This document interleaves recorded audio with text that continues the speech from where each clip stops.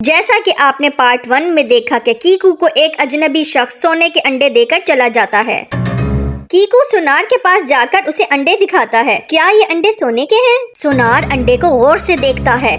ہاں بالکل، یہ انڈے سونے کے ہیں۔ کیکو وہ انڈے بیچ کر سونار سے بہت سارے پیسے لے کر واپس آتا ہے اور چاچا کی دکان میں جا کر اپنا سارا ادھار چکا دیتا ہے۔ گھر آ کر کیکو اپنی دادی سے کہتا ہے کہ دادی اب ہم امیر ہو گئے ہیں، لہٰذا اب ہم اس چھوٹے سے گاؤں میں نہیں بلکہ ایک بڑے سے شہر میں جا کر رہیں گے۔ دادی کے سمجھانے کے باوجود کیکو دادی کو لے کر جانے لگتا ہے کہ ٹونی اسے زیادہ دیکھ کر کہتا ہے کہ کیکو تم یہ گاؤں چھوڑ کر مت جاؤ، میں تمہیں بہت یاد کروں گا۔ دیکھو ٹونی، میرا اب اس چھوٹے سے گاؤں میں رہنے کا بالکل دل نہیں کرتا، شہر جا کر میں اپنے نئے امیر دوست بناؤں گا۔ یہ کہہ کر کیکو شہر آ جاتا ہے اور وہاں کی رونق دیکھ کر بہت خوش ہوتا ہے۔ شہر میں کیکو کا ایک نیا دوست ٹنکو بنتا ہے۔ ٹنکو ہر روز کیکو کے پیسوں سے کبھی شاپنگ کرتا ہے اور کبھی باہر کھانا کھاتا ہے۔ دیکھتے ہی دیکھتے کیکو کے سارے پیسے ختم ہو جاتے ہیں۔ کیکو ٹنکو کے پاس جا کر کہتا ہے کہ ٹنکو مجھے کچھ پیسے ادھار دے دو۔ کیا اپن کے پاس کوئی فالتو پیسے نہیں ہیں؟ ٹنکو، میں نے اپنے سارے پیسے تمہارے اوپر خرچ کر دیے اور تم مجھے تھوڑے پیسے ادھار نہیں دے سکتے؟ کیسے دوست ہو تم؟ دیکھو کیکو، تمہارے پاس پیسے ختم تو اب ہماری دوستی بھی ختم۔ کیکو اداس ہو کر واپس آ جاتا ہے